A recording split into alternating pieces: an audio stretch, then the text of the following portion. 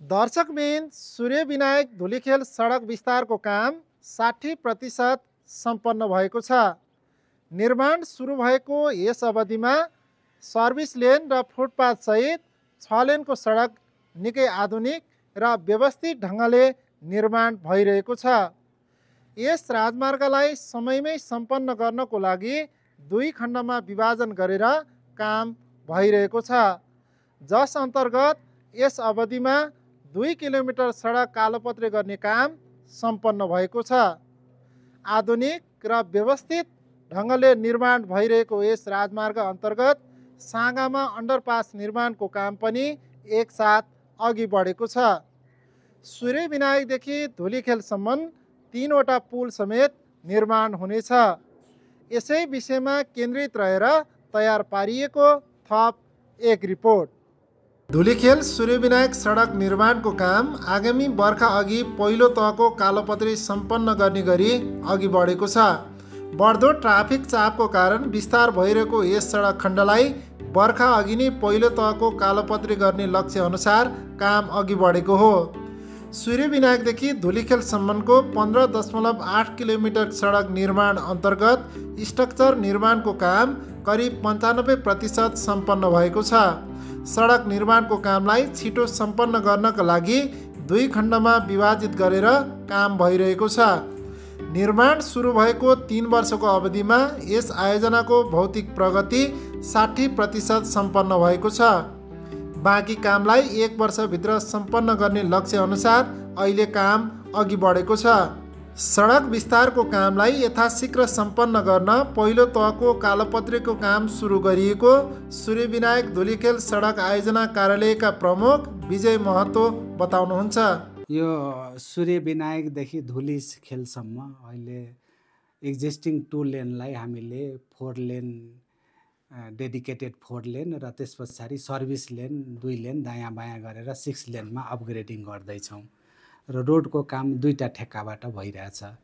एउटा सूर्य विनायकदेखि साँगासम्म 1 खण्ड र अर्को साँगादेखि धुलीखेलसम्म 1 खण्ड, करिब 2टैको 7.5 किलोमिटरको हिसाबले अलिकति तलमाथि छ। र यसको समग्र प्रोग्रेस अहिलेसम्म हाम्रो पहिलो खण्डको करिब 45% भएको छ भने दोस्रो खण्डमा करिब 60% प्रगति भइसकेको छ। अब सुरुमा हामीले ब्ल्याकटप गर्नु अगाडि त्यसको पूर्वाधारहरू काम गर्नुपर्ने हुन्छ। वाल लाउने, गेबिन वाल लाउने, क्रस ड्रेनेजहरू बनाउने, त्यो कामहरू मोटामोटी 95% सकिसकेका छौँ 2टै खण्डमा। र अब पेभमेन्टको काम एकदम द्रुत गतिमा भइरहेछ। पहिलो खण्डमा सब बेसको कामहरू भइरहेछ, ब्ल्याकटप सुरु भएको छैन भने दोस्रो खण्डमा करिब 6 लेनमै 2 किलोमिटर जति ब्ल्याकटप पनि भइसकेको अवस्था छ। धुलीखेलदेखि साँगासम्मको 8.3 किलोमिटर सडक निर्माणको काम लामा कन्स्ट्रक्सनले गरिरहेको छ। यस सडक निर्माण अन्तर्गत स्ट्रक्चर निर्माणको काम सम्पन्न भएर कालोपत्रेको काम अघि बढेको छ। बाँसगारीदेखि धुलीखेल खण्डमा पहिलो तहको कालोपत्रे सम्पन्न भएको छ भने बनेपाको जनगाल खण्डमा पनि पहिलो तहको कालोपत्रेको काम भइरहेको छ। धुलीखेलको बाँसगारी खण्डमा बेस र सब बेस राख्ने काम भइरहेको छ। बनेपा क्षेत्रमा विगत लामो समयदेखि रहेको स्थानीयको विवाद समाधान गर्दै काम अघि बढेको छ। हालसम्म यस खण्डमा 2 किलोमिटर कालोपत्रे गर्ने काम सम्पन्न भएको छ।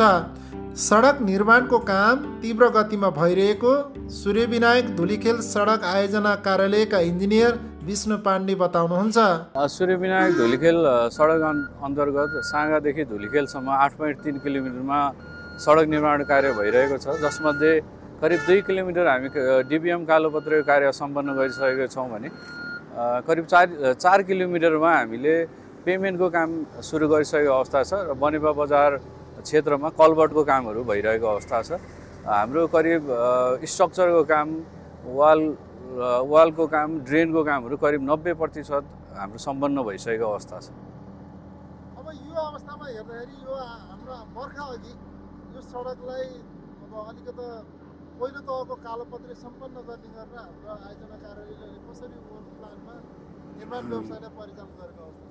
अब विशेष गरेर यो असार मसान्तसम्म चाहिँ हामी कालोपत्रे करिब हाम्रो 2 किलोमिटर सकिसकेको अवस्था छ भने 6 किलोमिटर कालोपत्री डिबिएम कम्तीमा पनि डिबिएम कालोपत्रीसम्म गर्न सकिन्छ भनेर हामी अगाडि बढिरहेको अवस्था छ। यसमा चाहिँ कन्ट्र्याक्टर मोबिलाइज त्यही अनुसार नै कन्ट्र्याक्टर मोबिलाइज भइरहेको अवस्था छ र विभिन्न हजुरले पनि त्यहाँ देख्न सक्नुभयो करिब 4 किलोमिटरमा हामीले पेमेन्टको कार्यहरू सुरुवात गरिसकेको अवस्था छ। हाम्रो डिबिएम कालोपत्री 4 किलोमिटर सकिएको छ। सबबेसको काम करिब 2 किलोमिटरमा हाम्रो सबबेसको काम भइरहेको अवस्था छ। साँगा धुलिखेल सडक खण्डमा यसमा चाहिँ विशेष गरी रिलोकेसनको कार्यहरू गर्नुपर्ने धेरै नै थियो। बिजुलीको पोलहरू सार्नुपर्ने थियो, ढल खानेपानीका समस्याहरू थिए, उसलाई रिलोकेसन गर्नुपर्ने थियो। रिलोकेसन गरेर सकिसकेको अवस्था छ। अहिले समुदाय स्तरमा पनि त्यस्तो विवादहरू नभएको अवस्था, बनेपा बजारको विवाद पनि मिलिसकेको अवस्था र इन्टरसेक्सनको विवादहरू मिलिसकेको अवस्था र केही स्थानहरूमा चाहिँ ढलको काम गर्नु बाहेक अरू त्यस्तो हाम्रो साइडमा यो अरू समस्याहरू चाहिँ नभएको कुरा अवगत गराउन चाहन्छु। सडक विस्तार अन्तर्गत यस खण्डमा वाल र ड्रेनको काम 90% सम्पन्न भएको छ। बाँकी रहेको काम पनि तीव्र गतिमा अघि बढेको आयोजनाले बताएको छ।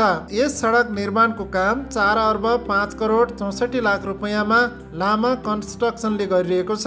आवश्यक स्रोत साधन र जनशक्ति परिचालन गरेर यस आर्थिक वर्षभित्र पहिलो तहको कालोपत्री सम्पन्न गर्ने योजना अनुसार काम भइरहेको लामा कन्स्ट्रक्सन प्रालीका प्रोजेक्ट म्यानेजर रविन्द्र श्रेष्ठ बताउनुहुन्छ। हाम्रो टोटल 8 किलोमिटरमा 2 किलोमिटर कालोपत्री हामीले गरिसकेका छौँ पहिलो लेयर र यो आर्थिक वर्षको असार मसान्तसम्ममा हामीले पहिलो लेयर कालोपत्री गरिसक्ने लक्ष्य हो। त्यसमा अलि अवरोध भनेको हाम्रो बनेपा बजारमा थियो। त्यहाँ वाल नाली सडक अरू यो संरचनाहरू छ नि बाँकी थियो, जुन डिस्टर्बेन्सले अब 15 दिन भयो त्यहाँ खुल्ला भयो, काम सुरु भएको छ।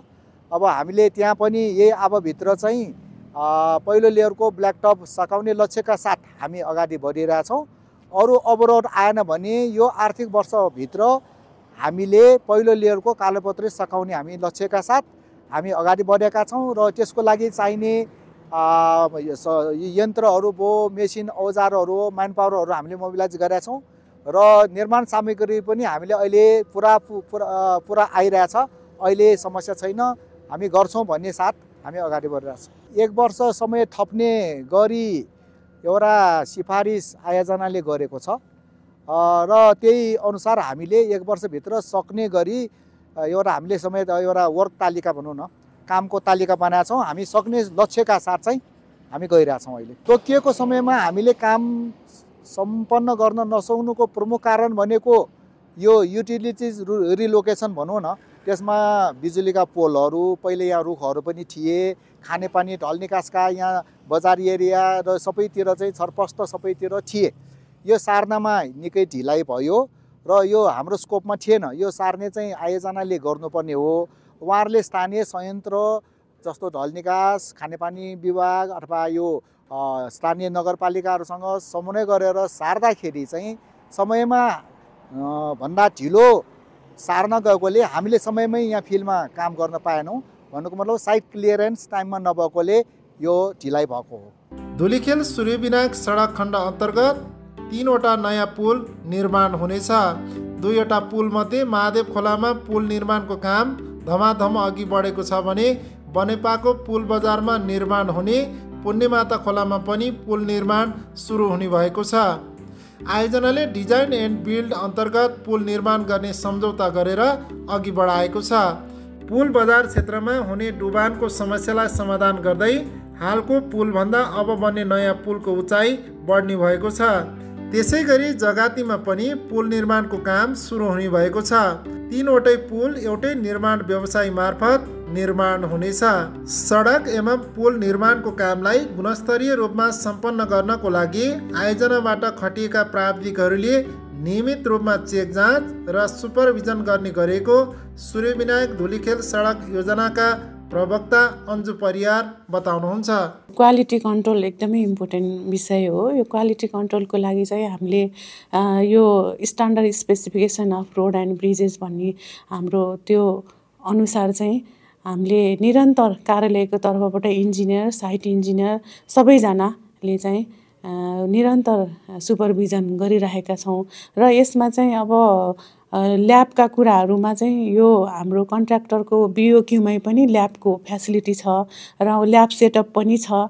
हामीले चाहिँ निरन्तर त्यहाँ चाहिँ हामीले प्रोसेसिङमा पनि हाम्रो निर्माण व्यवसायीको तर्फबाट र हाम्रो प्राविधिकको संयुक्त रूपमा चाहिँ हामीले ल्याब सेटअप फ्रिक्वेन्सी अनुसार चाहिँ ल्याबका कामहरू टेस्टहरू गरिरहेका छौँ। त्यसरी पनि ल्याब के अरे क्वालिटी कन्ट्रोल भइरहेको छ र अनि अन्य चाहिँ निरन्तर सुपरभिजन अनि कन्ट्र्याक्टरहरूसँग चाहिँ कोअर्डिनेसन अनि अब आयोजना प्रमुखको तर्फबाट चाहिँ निर्देशन यसरी चाहिँ भइरहेको छ। त्यसै गरी सूर्य विनायक साँगा सडक खण्डको 7.5 किलोमिटर खण्डमा पनि तीव्र गतिमा काम भइरहेको छ। 3 अर्ब 88 करोड 93 लाख रुपियाँ लागतमा निर्माण व्यवसायी आशिष कुमार श्रेष्ठ बन्धन भवती जेबीले यस सडक निर्माणको काम गरिरहेको छ। सूर्य विनायक जगाती खण्डमा निर्माण व्यवसायीले वाल निर्माण सम्पन्न गरेर सबबेस बेस बिछ्याउने काम गरिरहेको छ। सहरी क्षेत्रमा समयमा नै सडक निर्माण नहुँदा स्थानीयवासीले हैरानी खेप्दै आएका छन्। यस खण्डको कठिन र जटिल मानिएको साँगामा सडक विस्तारको लागि पहाड कटिङसँगै आरसिसी वाल निर्माणको काम करिब सम्पन्न हुने चरणमा पुगेको छ। यस खण्डमा भने सडक 4 लेनको मात्रै हुनेछ। आधुनिक प्रविधिको प्रयोग गरेर वाल, ड्रेन र नाला निर्माण गरिएको छ। सम्भावित पहिरोको जोखिम भएको स्थान पहिचान गरेर आयोजनाले नियन्त्रणको काम पनि एकसाथ अघि बढाउने भएको छ। सडक निर्माण भएसँगै साँगाको पर्यटन क्षेत्रको विकासमा समेत योगदान पुग्ने विश्वास स्थानीयवासीले गरेका छन्। साँगामा राम्रो बाटो भयो भने पर्यटकहरू घुम्नको लागि अवश्य आउँछ भन्ने आश छ। त्यसै गरी सडक निर्माण अन्तर्गत साँगा चोकमा ट्राफिक व्यवस्थापन गर्ने उद्देश्यले अन्डरपास निर्माणको काम पनि सुरु भएको छ। धुलिखेल काठमाडौँ आवत जावत गर्ने सवारी साधन यस अन्डरपास निर्माण भएपछि निर्बाध रूपमा सञ्चालन हुनेछन् भने स्थानीयको लागि अन्डरपासमाथि छुट्टै सडक निर्माण हुनेछ। अन्डरपास निर्माण मार्फत यसअघि रहेको केही उकालो सडकको ग्रेड समेत व्यवस्थापन हुनेछ। आयोजनाले दोस्रो खण्डको लागि 1 वर्षको म्याद थप गरेको छ भने पहिलो खण्डको लागि म्याद थप्ने तयारी गरेको छ। सडक निर्माणको क्रममा अझै विद्युतको पोल स्थानान्तरण गर्नुपर्ने काम भने बाँकी नै रहेको छ। आयोजनाले यात्रुहरूको सुविधालाई ध्यान दिँदै सवारी आवत जावत सहज बनाउनको साथै निर्माणको कामलाई पनि एकसाथ अघि बढाएको बताएको छ। समयमा नै यस सडक निर्माण भएको अवस्थामा काठमाडौँदेखि धुलिखेलसम्मको यात्राको समय छोटिनुको साथै धुलिखेलको पर्यटन प्रवर्धनमा समेत महत्त्वपूर्ण योगदान पुग्ने देखिन्छ।